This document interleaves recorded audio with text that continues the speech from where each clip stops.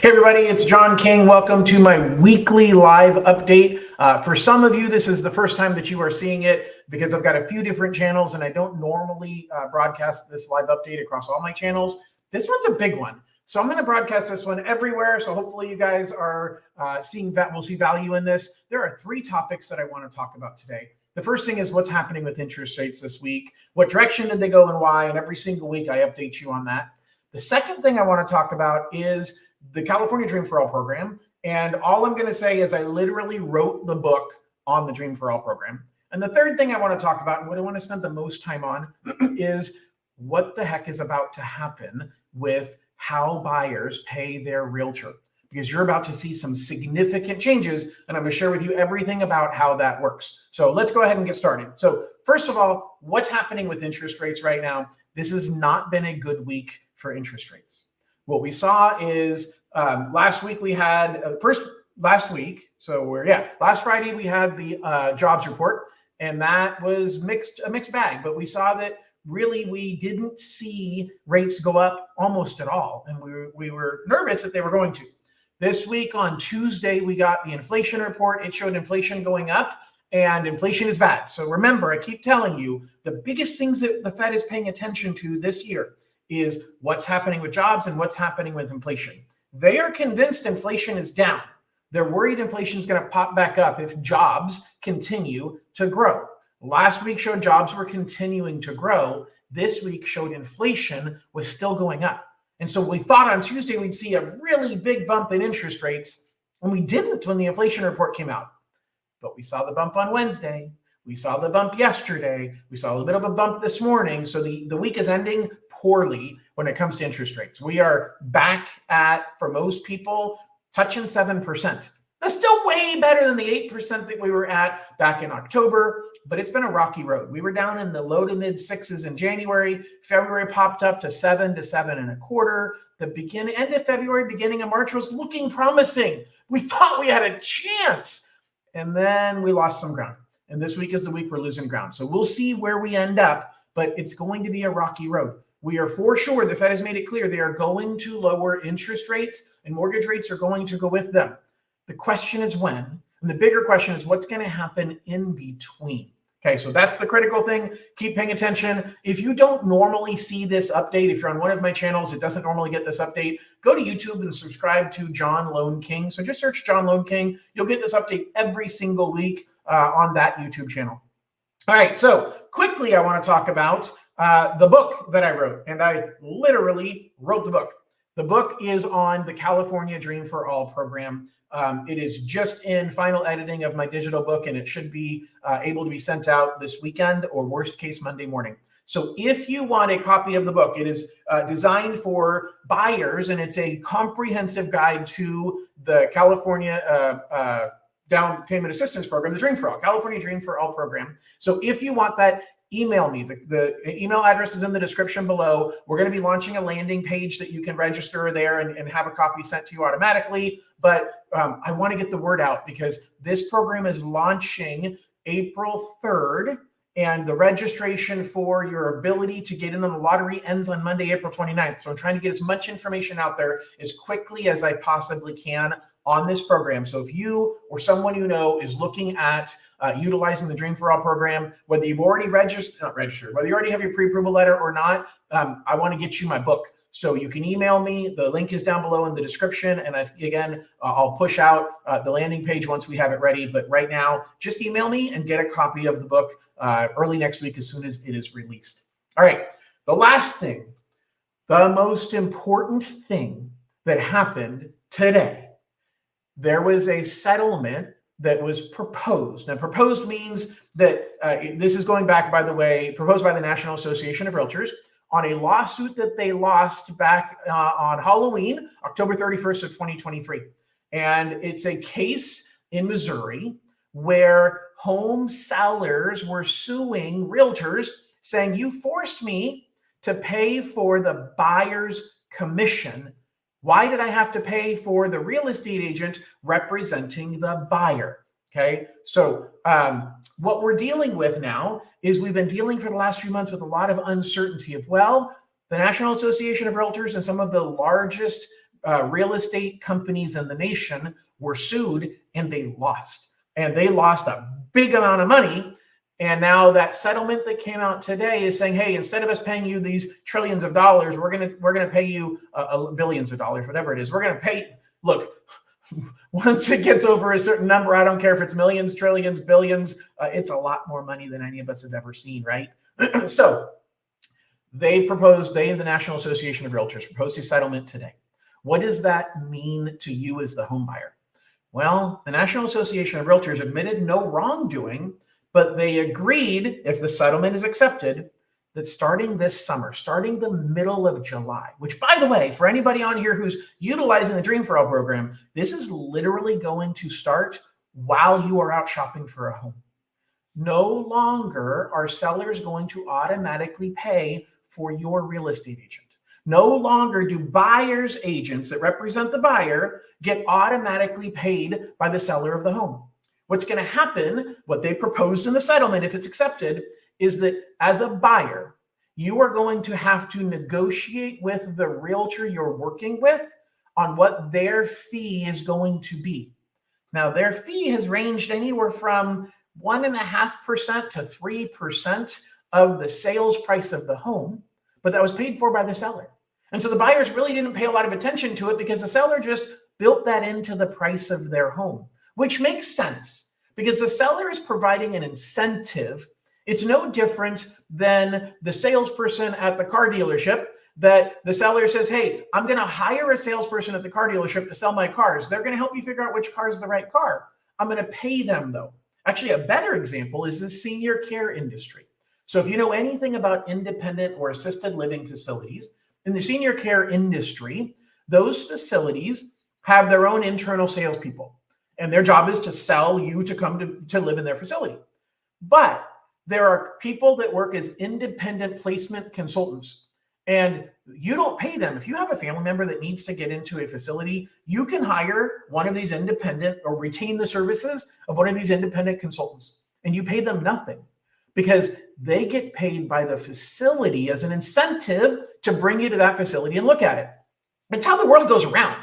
People who want to sell something pay for the salespeople that find the buyer. That's how it works. But it looks like that's not going to work anymore in real estate.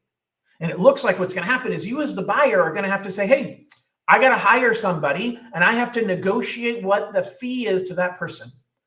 I don't know about you, but most of my buyers don't have a lot of money to pay for a down payment on a home. They don't have a lot of money to pay for closing costs, and they don't have any extra money to pay for the realtor. And so now it becomes, now home ownership is even further away from me. And I do not want you to feel that way. There are solutions. There are ways this is going to work, but it's going to be a bumpy road.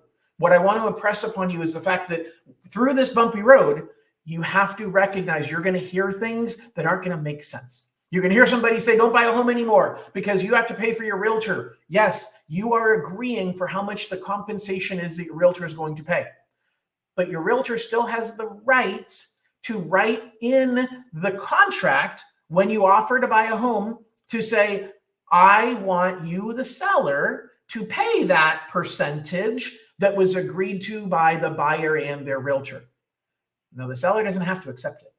This makes it part of the negotiation, and we are going to see people who are going to be willing to pay the realtor on their own, which means that they don't have to have the seller pay it. And so in a competitive market like we're in right now, and the market's going to get even more competitive as interest rates go down and more buyers want to buy, and there still aren't enough homes for all you buyers to buy. It's going to become a more competitive market. And the more competitive the market, the more the seller says, I don't need to pay for any of those extra things. I've got people who are willing to buy the house and they aren't asking me to pay for those things. And so you have to figure out, how do I make my offer look the best it can possibly look? Now, the challenge is some loan programs, specifically VA, prohibit the buyer from paying their realtor. Hold on a second. The National Association of Realtors just said from here forward, starting mid-July, if this all comes the way it's laid out, that the buyer has to contractually pay their realtor. And the Veterans Administration says buyers are not allowed to pay their realtors. That's a train wreck ready to crash in front of us. That has to get resolved, or we're going to have a lot of veteran buyers aren't able to use VA loans if they have to pay for their own buyer. So there's a lot of things that have to get worked out here. There's a lot of challenges we have to deal with, but the fact of the matter is we just have to figure it out because it's the new rules and the way things are going to go. Ultimately, I think that in most cases, the seller will likely still pay for the commission because that's still part of the cost of selling a home. But I think it's going to be a rocky road. I think some sellers are going to get greedy and they're going to say, if I don't have to pay for it, I'm not going to. But just like paying for title and escrow fees, it's customary in certain markets that you split those 50-50. It's customary in certain markets that the seller pays the entire amount of the transfer tax. Well, will it be customary that the seller pays for the buyer's commission? I'm thinking yes. The problem is that commission amount is negotiable. And now it's, well, my buyer's agent agreed to pay, or my buyer agreed to pay the buyer's agent 5%. Is that customary? No. So therefore, you as the buyer will be responsible to pay your agents any amount that the seller didn't pay. That's the scary part. That's the part that we don't know. And you've retained the services of this realtor. They're going out and spending their time, their gas. They're making no money unless you complete the transaction.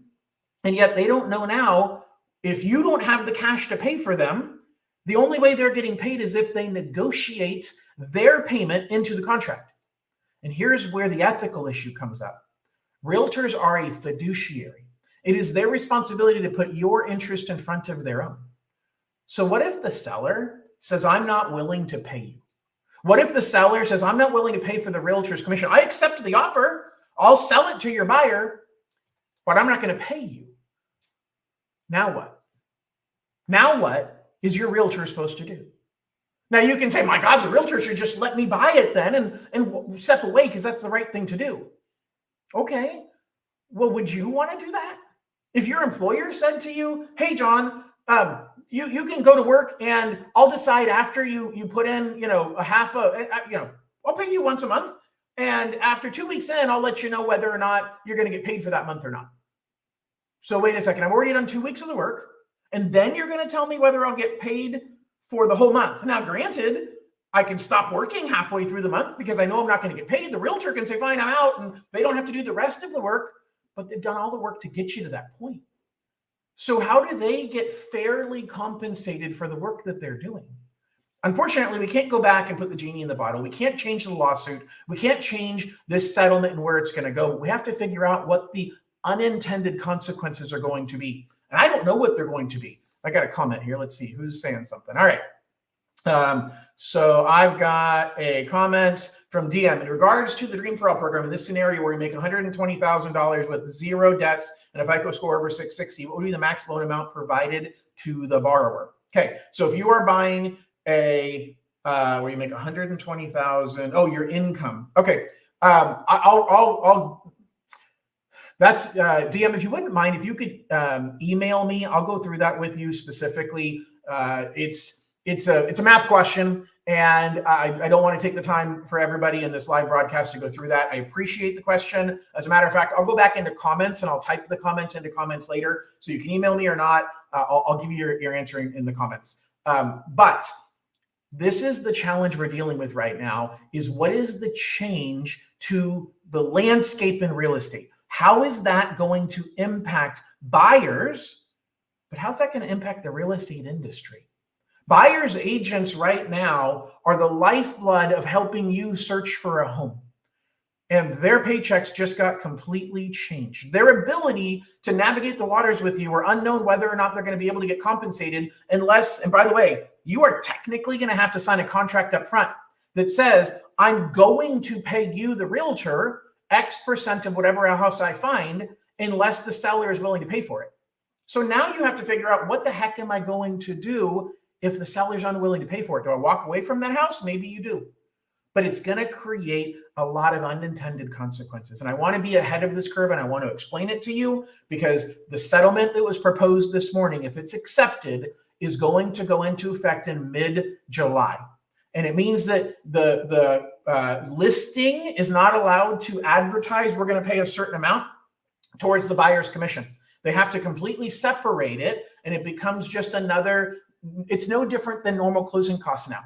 which is you as the buyer are responsible for closing costs, you can ask the seller, hey, will you pay a certain amount of money towards my closing costs? And you negotiate for the seller to pay that. The problem is that if this really is considered just another closing cost, well, first of all, there's limits by the federal government on how much you're allowed to pay as a buyer in fees to buy a home. Is the federal government going to raise those limits? Or are we going to have an issue where we exceed the federal government's guidelines for how much I'm allowed to charge you? And by the way, not just all those fees aren't my fees. The fees the title company charges you, the fees the appraiser charges you, the fees that you pay for other service providers gets thrown into one number, and then the federal government forces me as your lender to add all those, that as a percentage of the amount of money you're borrowing. And in the state of California, it's even more restrictive. They're trying to protect the consumer. They're trying to say, hey, if you as a lender are charging them all of this money, that's way too much money to charge them. Of course, they have to add a whole bunch of fees that aren't our lender's fees. But California is trying to protect you. I totally understand it. But the fact of the matter is, now if we add your commission you're paying a realtor to that number, let's say you're willing to pay them, technically that's a closing cost you have to pay. Technically, that could trigger this becoming a high-cost loan. In some areas, a high-cost loan means you have to include taxes and insurance in your payment. So imagine you have your own money to pay for your down payment. But, excuse me, a big down payment, you got your own money to pay for your down payment, and you have your own money to pay for your realtor. But I'm going to force you to have to include taxes and insurance in your payment when you don't want to, because you're now considered a high-cost loan because it costs you more money to buy the house than what the federal government allows. There's a lot of unintended consequences that we're dealing with here, and there's a lot of things that we need to figure out over the next few months before this launches. But the final piece of this is if you negotiate it for the seller to pay it, it could trigger the cap that Fannie Mae and Freddie Mac and FHA and VA, they all set a cap that says, hey, you can only ask the seller to pay a certain percentage of your purchase price to cover the buyer's closing costs. And that's in place because they figure, hey, if you got the seller paying a huge amount towards closing costs, that's too big of an incentive. And that's considered an inappropriate concession, too much money that's changing hands backwards, going back from the seller to the buyer to give them an incentive. The thinking on the side of the government entities that run lending is, hey, if you need to give them that much of an incentive, you should have just lowered the price. Like, we're playing some games here if we keep the price up here and credit them a bunch of money. Well, the problem is we now have to allow the seller to credit you to pay your realtor's fees. How's that going to work out? There's a lot of unknowns. What I'll tell you is it's going to work out. The system is not going to collapse. It's not going to fall apart. This is not going to be the end of realtors as we know it. Okay, that was kind of my joke this morning. Is I was gonna play the REM song "The End of the World as We Know It" because I'm imagining there's a lot of realtors right now feeling like I got to go find another job. I got to go work somewhere else because I can't survive now. I won't even be able to get paid from my clients. Okay, this is not that much different than what's happening in the mortgage world and credit reports. For different reasons, we used to pay for everybody's credit report in the past. When you would apply for a loan, it was like, no big deal, we'll cover your credit report fee. And now the credit report fees have gone up so much that most lenders are charging up front for the cost of a hard credit report. And many lenders said, oh my gosh, my buyers are never going to work with me. They're not willing to write me a check up front for $50 to pay for their credit report. I haven't had any issues with it. I haven't had anybody complaining about it. It's when you go to rent an apartment, you have to pay for your credit report. So paying me for your credit report is not a big deal, but we think that it is. And so just understand, if you're a realtor, you have to shift your thinking. You have to understand this is a level playing field that every one of your competitors are dealing with, and you're going to have to just figure it out. But it's not going to impact only you. It's impacting everybody. And if you can figure out how to communicate to your buyers better, you're going to win. For you buyers, don't freak out. Don't say, oh my gosh, homeownership is not for me. I can't make this work, because the reality is you need to take care of your future, and homeownership. The wealth built through homeownership is the single best vehicle to help you make that happen. Homeowners, depending on what you read, are 4 to 10 times wealthier than non-homeowners. So you need to figure out, how do I get past that? And we can't change the landscape. We can't change what's happening with these lawsuits and how that's impacting these settlements. We have to just figure out how to communicate well, how to digest it, how to navigate through it. And I'm going to be your guide to get through to the other side.